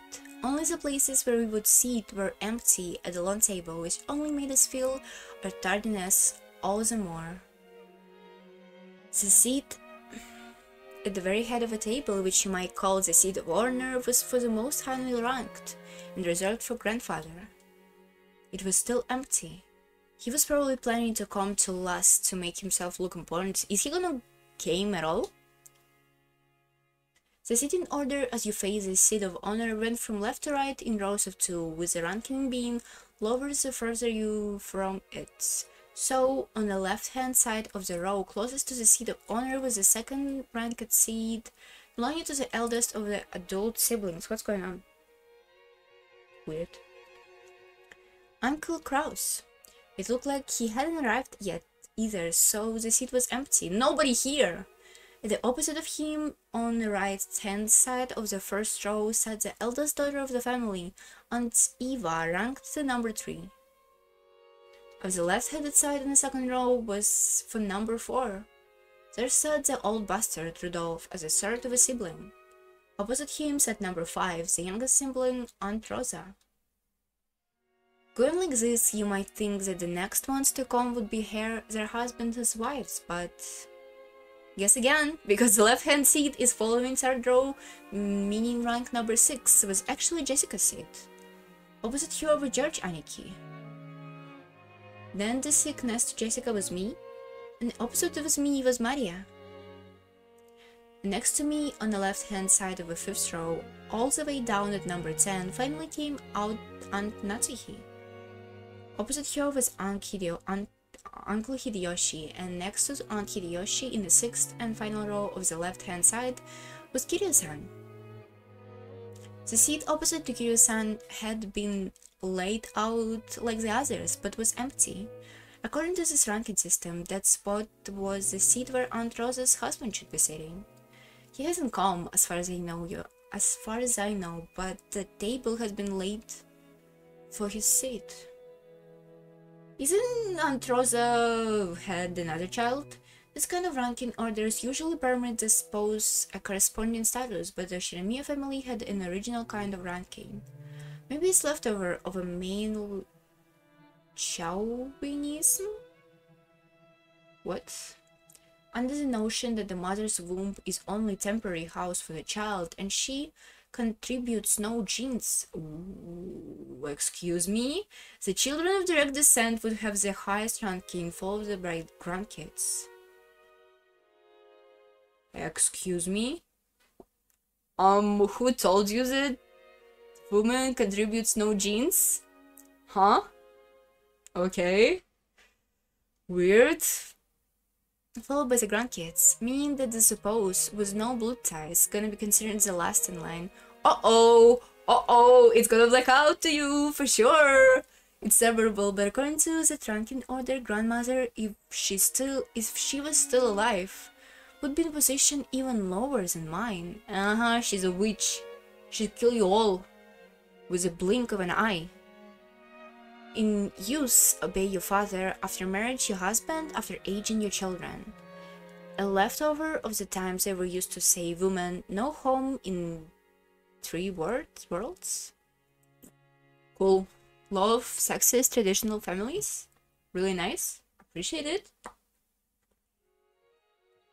Long ago, when I was still incapable of figuring all out, I thought it was so great that we could all chat with the adult siblings sitting in their group and us cousins in ours. However, now that I can re-examine the seating order after I've grown up a bit, it stirs up some very complicated feelings in me. Yeah, for sure. Aunt Natsuhi, married to the eldest son of a family responsible for managing the household, for sure. And number 2 of all practical intent and purposes sat to my right, which means that she was 2 steps lower than me in the ranking order. It was difficult to guess what was going through her head. Poor woman, holy shit. That's why I made a small apologetic gesture before sitting down. How nice to see you, Butler-kun. You've grown quite tall, haven't you? Huh? Yeah. Normal life, you know, food, meals, eating. Then suddenly I was this tall. Boys do grow fast, don't they? How tall are you? I guess about 180 centimeters. So tall, so jealous that he got this and I didn't. Why am I around 180 centimeters? Why am I fucking short? Moron. No wait, you missed your moment. You're supposed to jump in with did you do anything besides eat? Huh? I'm sorry. After a moment she gave a small laugh, but it seems she couldn't quite figure out what she's supposed to be laughing at. Poor woman. Aunt Natsuhi. Natsuhi is super Japanese name. She's the wife of her eldest son of a family, meaning she is my dad's older brother's wife. It is easier to get it if I call her Jessica's mother. Fucking peace and war. Holy shit. It feels bad to say it like this, but not like that I hate her, but I didn't particularly like her. Do you think Tolstoy would like this visual novel? It depends on the ending, right? I don't know enough to make assumptions about this. She never got into our kids' circle, and my only impression of her was as someone who always talked about complicated stuff with my parents by having a crabby expression on her face. The fact is that having barely even exchanged words, I hesitated a lot, even just now about who to approach her. And it was pretty much a flop. The silverware has been tidily set up on a table, but the meal itself hadn't been brought in. As a rule, the meal doesn't start until the man at the head of a table has taken his seat. So, as long as grandfather, the highest ranked, didn't come, lunch wouldn't be indefinitely on hold. No, not even the appetizers would come. In other words, this silence in the dining hall was the sound of our parents as they withstood their hunger and waited on tenterhooks for grandfathers to come. Except the grandfather, I remember, always showed up at the right time when we were all together like this. He wouldn't even have been so late as to have everyone else waiting for him. Grandfather is pretty late. As far as I can remember, he was always strict about staying on time. Well, maybe 6 years ago, yeah, but not lately. Seriously, he's off on his own little world now. He doesn't even show up at the family meals. I figure he'd at least stick around for today's meal too, though. That said, if he doesn't turn up, it'd be a hell of a lot more relaxed and happier to boot. Jessica! After being scolded by her mother, Jessica faced the other way, sticking her tongue out. No way around it. Nothing to do but to wait for the host to arrive. Is, Kraus, his name was? Go to look? Go for this guy? Go for him? Go for the grandpa? Oops. When I glanced at the clock, I saw that it was almost 20 minutes past 12.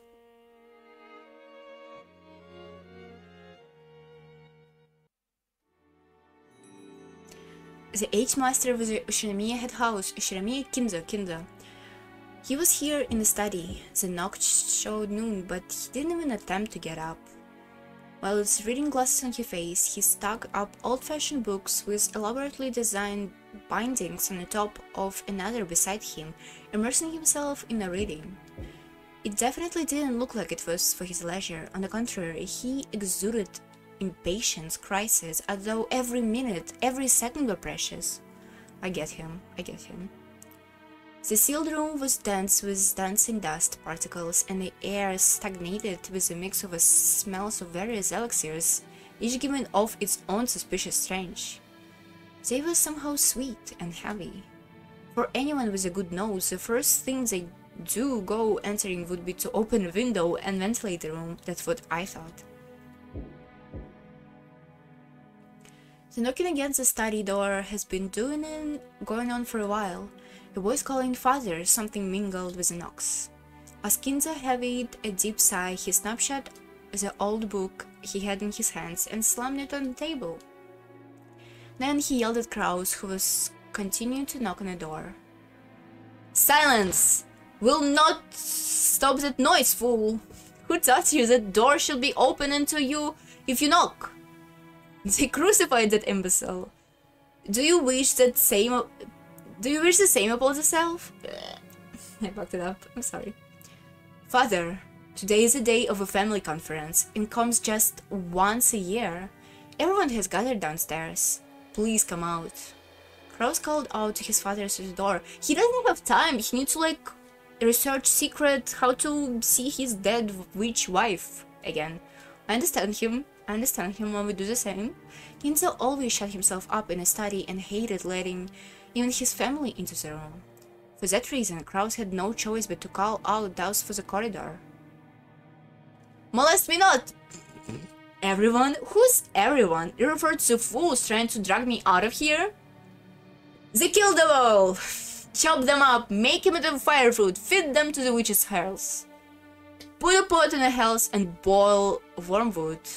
And if still there remain imbeciles foolish enough to dare try to lure me out of here, force them to drink the broth of an apocalypse. Preserve the remain of liquor. Ah, Genji, where are you? Call for Genji. Have my demonic absent?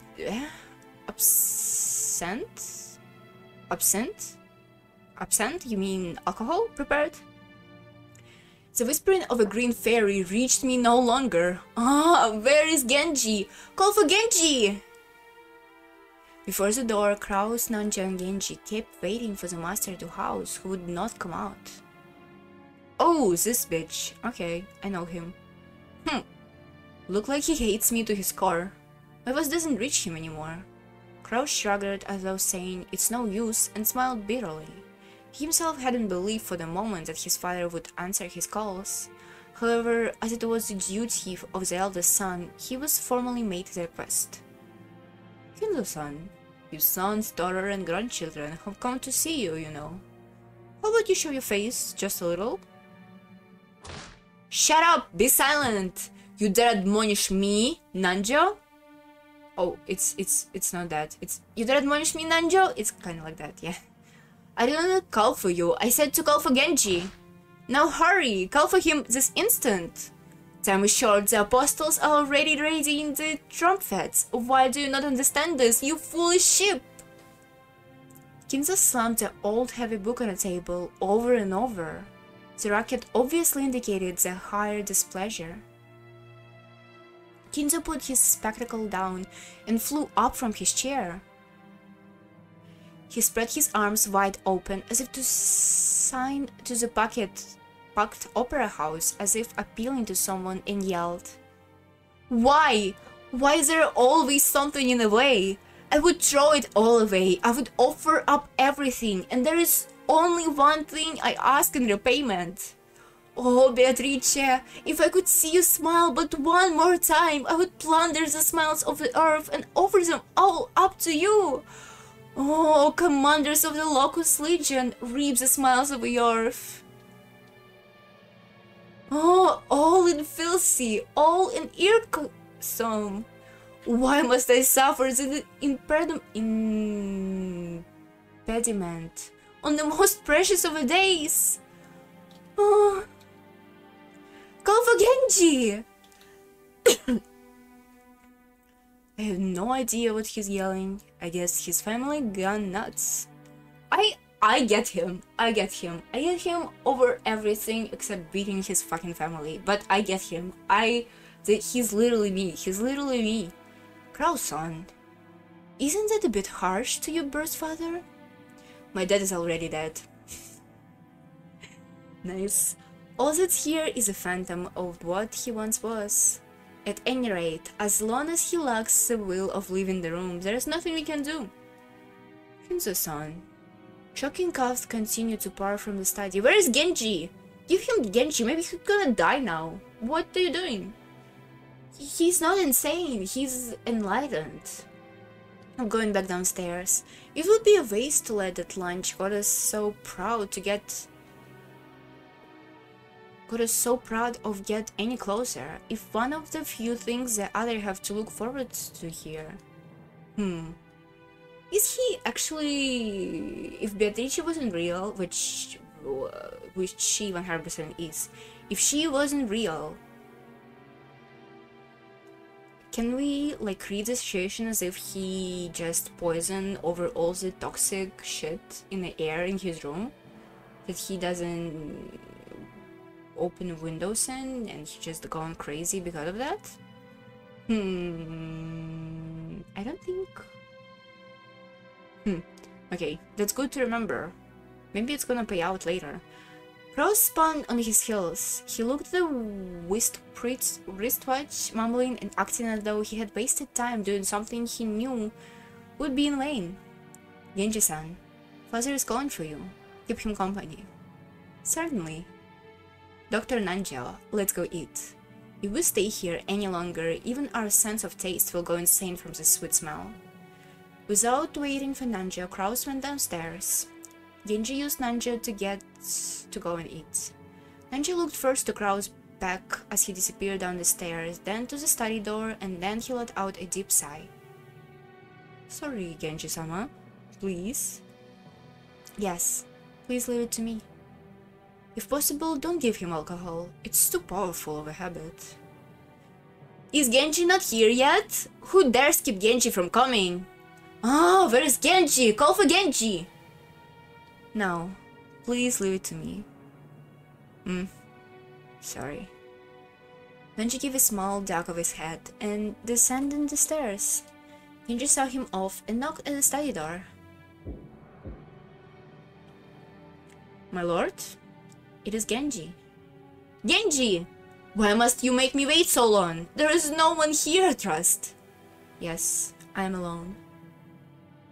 Kanzo returned to his seat at the study and pressed an old-fashioned switch on the table. Ooh, convenient. After a small delay, the heavy sound of a door unlocking could have been heard. Kinzo believed that his family might try to break into his study. Uh-oh, perhaps someone once opened the window for some air and scratched some important documents or something. Yeah, no windows, and that had made him extremely upset. Poor guy. Now, Kinzo has placed a secure lock in his room. making it so that without his permission nobody could enter, and locking himself in a dungeon he himself created. Genji, who he trusted the most, was relatively free to enter the room, but even that was not absolute. If Kinza was in a bad mood, even he wouldn't be able to enter. Anyone else would be limited to holding a conversation through the door, not even seeing his face. And most of the time, they wouldn't even get a real conversation. However, it didn't pose any particular problem for the family. That was because they had no reason to go out of their way to interfere with the retirement of Kantankeros? What? Kantankeros? An aged head. Kantankeros? It's the first time I'm seeing this word. An aged head, the fact that he was completely immersed in odd research and always looked up in a hideaway was something of a benefit. They made the most of his refusal to leave the study and trusting him to the hands of a servant while they themselves keep their distance.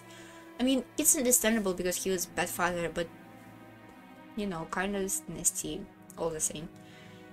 Genji, my usual, I'm busy. Yes. Genji headed to a corner of the study. Here, a suspicious-looking bottle is boasting venomous colors were on display. They were actually liquor, but considered that they were placed in a shady-looking room, you could almost suspect that they might be ghastly poisons. The inside of the study was filled with a mountainous library of outlandish books that Kinza was amazed. They were bizarre old books, some bound by who? By who? And each and every one of them was forbidden, cursed, or sealed. Of course, if one were to actually call them old books, Kinza would fly into the rage and say something like this. Call them grimoires. Oh no, Grandpa and his Chinibaya face. Uh-oh. There were candles which he melted in a suspicious-looking fashion and taken on peculiar forms, and all the manner of other strange objects, probably having something to do with black magic.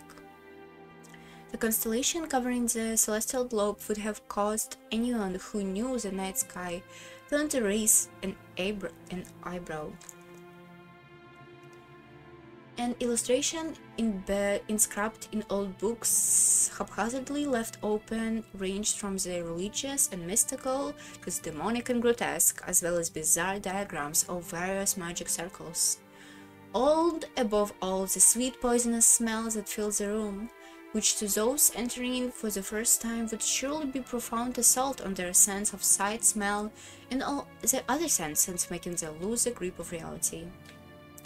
Inside the study, Genji, with his well-trained hand, prepared Kinza's usual drink.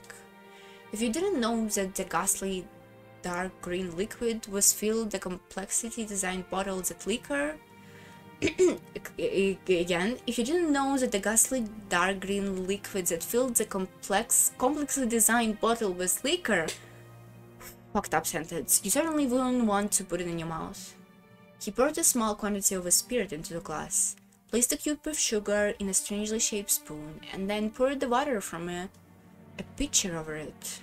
Strangely, with the colorless water that poured onto it, the darkly green liquid turned a cloudy white. It created a strange visual illusion that the water was caused a chemical reaction, which made it all more difficult to perceive the concoction as a liquor.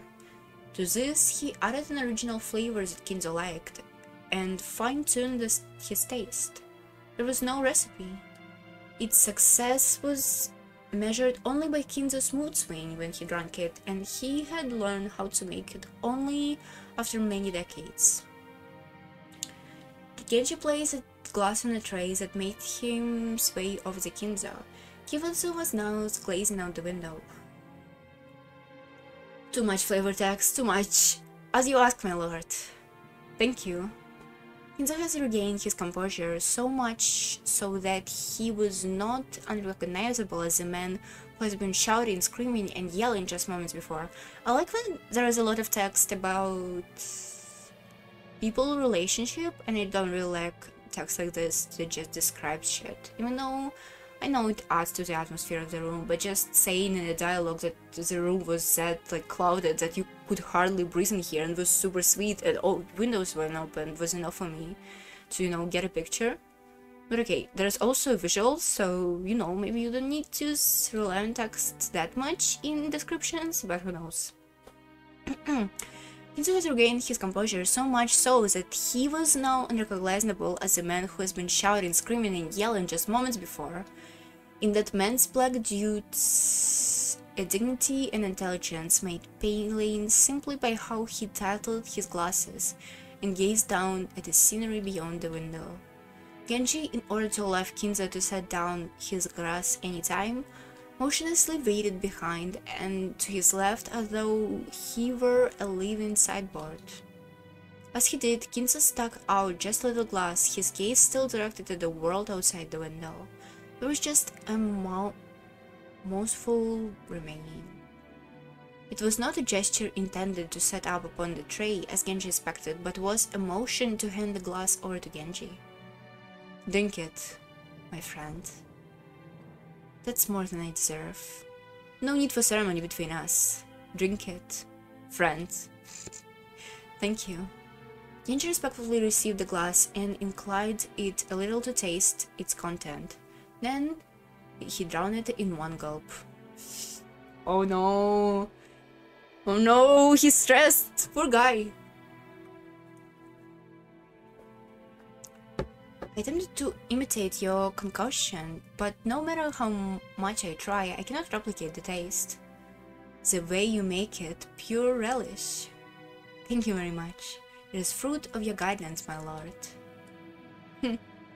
Kinzo smiled at his loyal subject, who refused to put aside drunk even when he asked to. However, he was not making fun of him. It was relaxed, like a smile at a close friend's unreadable bad habit. I always wonder why servants like this, who are really good at their job, supposedly, and who are really good friends, supposedly, with the owner of a household, stick out to that household. Like, just because he likes a job, he likes his friend, it's kinda... I mean, it's believable, but it's kinda still asking for a question, you know? Maybe he's just simple-minded guy, you know? Maybe he's just simple-minded. I should stop saying, you know. We have grown old, you and I. I forgot my age a long time ago. That I was permitted to live the life I have until today was all been thanks to you, my lord. Kinzo gave him a thin smile, as if to say he didn't need compliments. You have served me exceedingly well these 3 years. My sons call me eccentric. The servants that were once many, all of them retired in a growing fear of me. Only you, even now, serve me. That is more than I deserve. Is this? Are you like in life depth of something to him? Uh-oh, why am I like this? Why is it like this? I don't have much time left to live. My sons are vultures, lazily waiting for my inheritance to fall into their hands. That fool crow squanders money like water, throws away 2 gold coins to obtain 1. With that, he deluded himself into saying he earned money. Eva is a slave to money, thinking of me as a hen or whatnot. As if when I die, she'll even use my carcass to make a broth. That Dance Rudolph just want to fool around with women. Rosa bore is a baby of a nobody. Jessica is incompetent and illiterate. George has none of what it takes to be a man. Butler is a fool who threw away the honor of a Shalamira family. And Maria, if absent to the eye. Why is the Shalamira blood is so incompetent? Is there anyone worthy of the hair the Gloria built? Ah, of course I know. This is Beatrice's curse. I know it. Ah, Golden Witch, is it supposed to be your revenge against me? Hate me if you wish. Run away if you wish. I won't let you go. I won't let you go. Won't let you go. Won't let you go. You are mine. You cannot be anywhere but in my arms. You are my entire life. relatable? You'll continue to whisper for all eternity in my blind cage of me, only me. Beatrice, why won't you give me back your smile? Oh, Beatrice! Oh. After howling, Kiza choked once again. Genji set the tray and the glass down and patted his master's back. Genji's facial expression did not change. It was always like this. Good cough. Thank you, my friend. After his almost deranged outburst of the past few minutes settled down, Kinza regained his composure once more. The way his attitude changed was like seeing two different people, a wild Kinza and a composed Kinza, living together inside one body. Yeah, okay, he definitely has some problems. And so, I have decided I cannot stand spending the insipid reminder of my life procrastinating like this. If I have any final coins left to gamble, then I choose to abandon them all to the whims of the demon's roulette. The power of magic is always determined by the risk stacked upon it, like visiting a shrine of the Hour of the Ox in an ancient Japanese sorcery. To nail a cursed doll to a tree, the magic power dwells in incurring the risk that will be seen before 7 days pass. The more dangerous the risk, the stronger the magic power will be. All the various miracles that appear in myth can be called crystals of astonishing magic power, obtained through miraculously low possibilities and astronomical risks. No water. Good. That Moses parted the sea was no miracle of God's. It was utterly desperate risk, weighed upon the scales of oppression, or being cornered by soldiers on the Red Sea shores, which give birth to miraculous magic power. Even if the same thing occur again, on the same scope, the sea will no doubt not part. That is because Moses managed to spectacularly draw out the single miracle crowd in a roulette of those in power, which is more pocketed than Asogitan. What? Whatever. The power to triumph over astronomical odds. Yes, magical power is, in other words, having the luck to grasp miracles. To obtain great miracle power, one must bear a risk that is hopelessly great. Those who possess no magic would call this not a bad but pure desperation. However, those who truly do possess magical power can grasp hold of that miracle and make the enigma come into being. And if that power exists within me, I will seize this miracle. I will be able to make the wish I devoted my life towards come true. Kinzo looked up to the sky outside the window. He spread his arms as if appealing to someone. Ooh, I have like tinnitus. He spread his arms as if appealing to someone up in the skies. And if I were to have what it takes to obtain the miracle, oh, Beatrice, show me your lovely smile once more. No matter how much time passes, your face does not vanish. I want to see a smile, that is all. It returned everything you granted me. I'll return all the glory I've gained since that day. I don't need fortune, prestige, gold. I'll return everything you granted me. I just wanted to see a smile. I beg of you, Beatrice. Oh. His nonsensical yelling seagulled into a scream and then into a wail. Kinza crouched onto the floor and crawled at it both hands. Kenji has no choice but to wordlessly watch over his master's lament. Denial.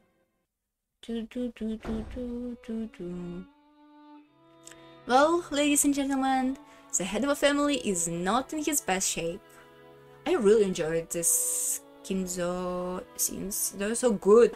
Those are like nice to read. I really like yelling about Beatrice. Hold on, let me pour some water. Ouch.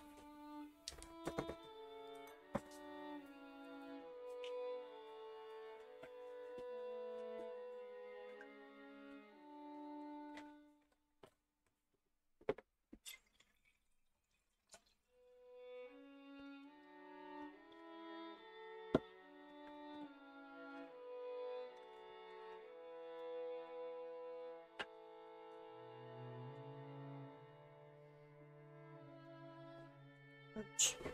Ouch, ouch, ouch, ouch. Oh.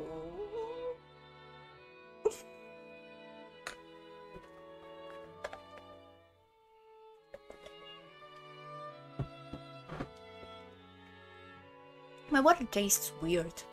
You know, my cup is clean and the water is fine. It still tastes weird. Weird. He considers it a great shame that he will not be able to partake in the lunch with you all. You haven't assembled especially for this long-awaited early meeting. Goda, let the lunch begin. Certainly. Well then, ladies and gentlemen, we shall begin today's luncheon. Dr. Nanja, is father's condition that bad? Surely he couldn't have at least showed his face.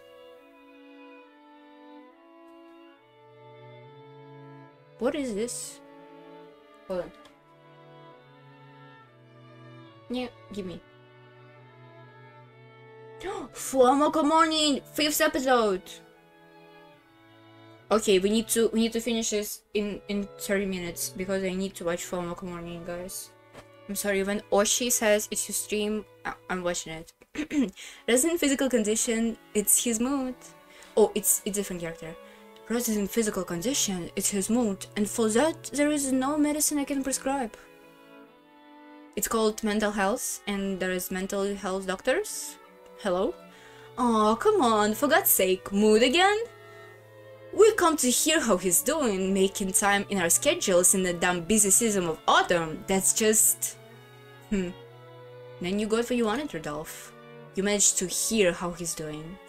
Or do you want to take my place and try to pursue all our ill-humored father to come join us? Are you kidding? Rodolphe shrugged.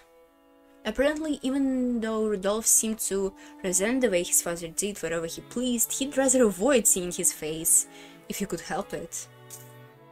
Dysfunctional family. I don't think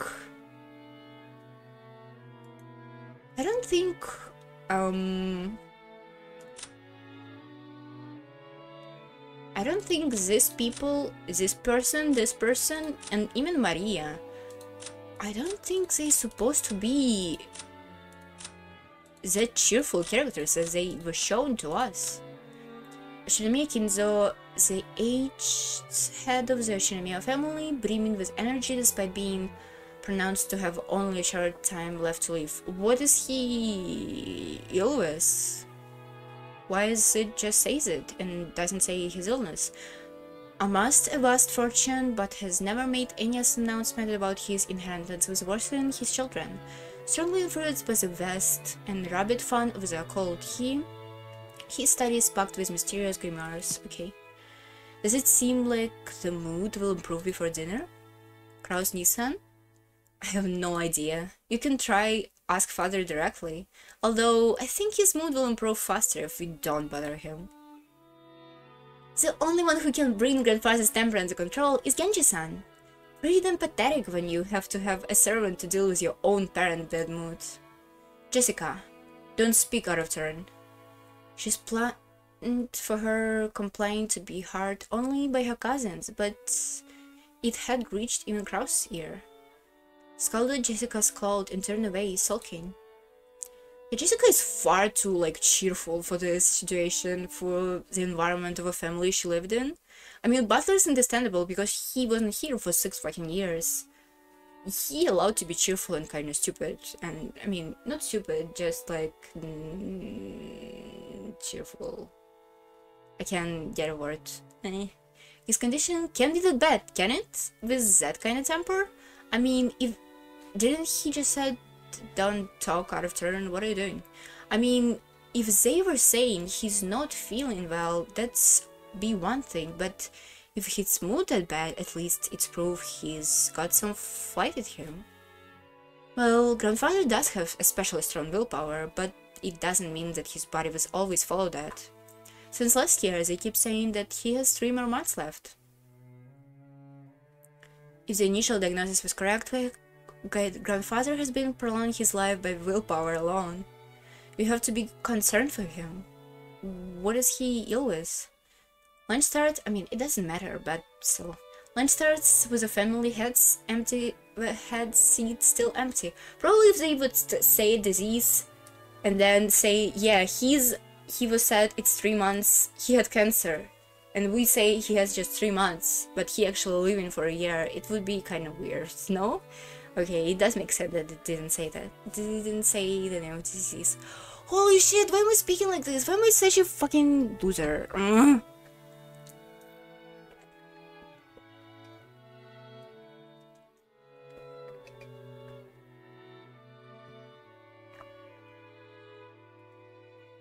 Lunch started with the family head seat still empty. The man who should have been sitting here was already old, and the brilliant glory which has rebuilt the Shinemela family in a single lifetime was slowly being forgotten. Nobody seemed to feel uncomfortable when the meal began, with that seat was still empty.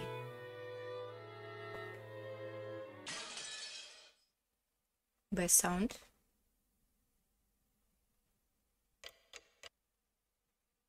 I love this small clock, it's cute. October 4th. Do you think we're gonna read this novel till October? I think for sure. The Shinemela Family Conference was held once every year. It took place in the first weekend of October. If a normal family were to use a pretentious name like Family Conference, you'd expect it to be nothing more than a reunion of rarely seen relatives who greet each other surrounded by buckets of sushi. Oh, that's so nice. However, in the Shinomiya family, there is sons and siblings are lent great fortunes, and only those that are achieve success in business are considered adults. It literally was a conference. Nah. How much of the fortune was invested? What kind of business was conducted? How much was earned? You suck, guys. As a result, how much of a fortune borrowed from a main family could be repaid?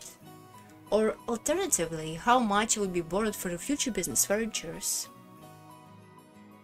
What lessons had they learned, and what could they learn from their mistakes?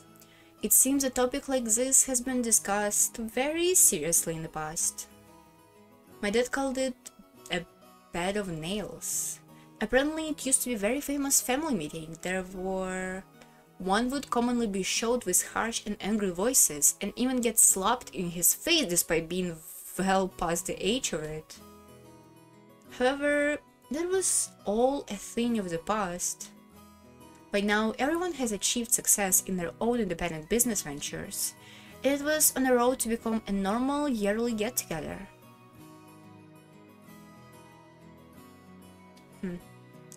Even though being asked by grandfather about the current state of play was an extremely stressed including event, and while to us grandchildren it was nothing more than a simple meeting, to our parents it was still a real stomachache.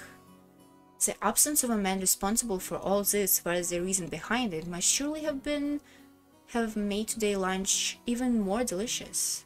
The phrase, "when the cat is away, the mice will play," comes to mind.